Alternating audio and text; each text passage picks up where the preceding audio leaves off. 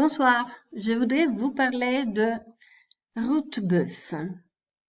Alors, on sait peu de choses de ce poète, qui è il poeta il più connu du XIII siècle, un poeta più conosciuto del 1200, XIII secolo.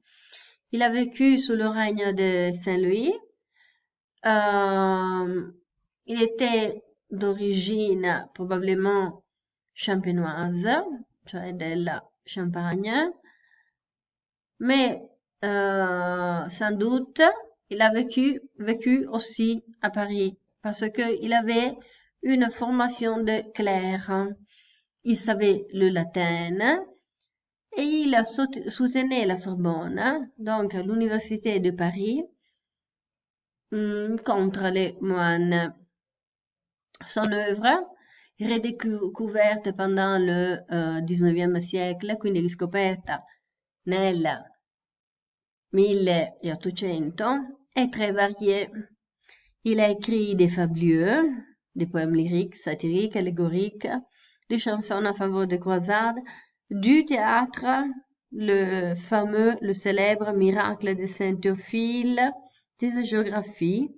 Il mêle satire, réalisme, artifice de la forme, et quand il parle de ses difficultés, de ses peines, de sa pauvreté, il introduit aussi une veine lyrique.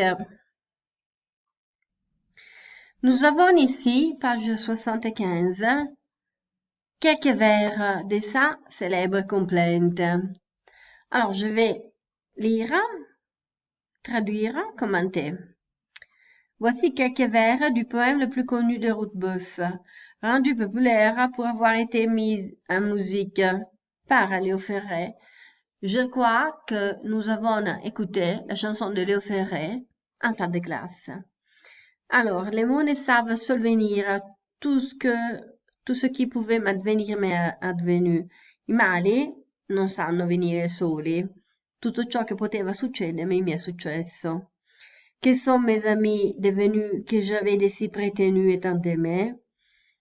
Che ne è dei miei amici che io avevo tenuto così vicino e tanto amati? Notate bene l'anafora che all'inizio del verso e il verso è ahimè che termina con un punto interrogativo. Je crois qu'ils sont trop clairsemés, ils ne furent pas bien fumés, alors ils sont venus a manquer. Credo che sono troppo radi. Clairsemé si dice dell'erba, ma anche dei capelli. Ils ne furent pas bien fumés, non erano abbastanza affumicati. Con il termine fumé, qui lui introduce una metafora per dire appunto conservati, che si usa per il cibo, ciò che spezza il tono drammatico che ho usato prima parlando del fatto che a un certo punto si è ritrovato solo, senza più nessun amico. E proprio perché erano mal conservati, sono venuti a mancarmi. De tels amis m'ont maltraité, car jamais, lorsque Dieu m'a assailli de tous côtés, je n'en vis un seul à mon logis. Le vent, je crois, me les a pris, l'amour est morte. Tali amici mi hanno trattato male, poiché mai, quando Dio mi ha preso d'assalto da ogni lato, quindi qui anche Dio gli è nemico, io non ne ho visto uno solo nel mio alloggio. Le vent, je crois, me les a pris. Il verso è spezzato un'altra volta da je crois, che vediamo che ritorna. Il vento, credo, me li ha presi. Attraverso l'immagine del vento si rende l'idea della leggerezza di questi amici, pronti ad essere spazzati via come le foglie. L'amour est mort, l'amore è morto.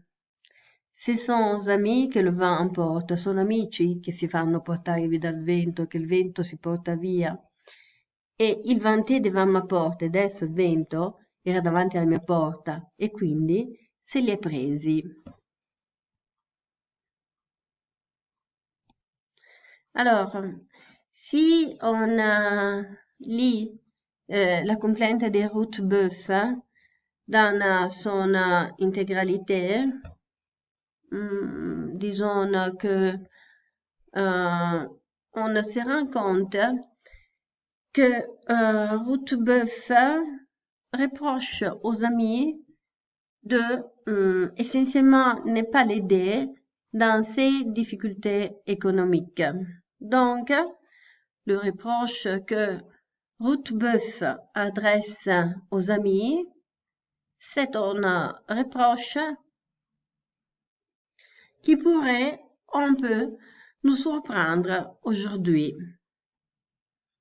Nous retrouvons un mélange de tristesse et de bonne humeur que nous avons relevé et l'ironie qui caractérise l'œuvre de cet auteur.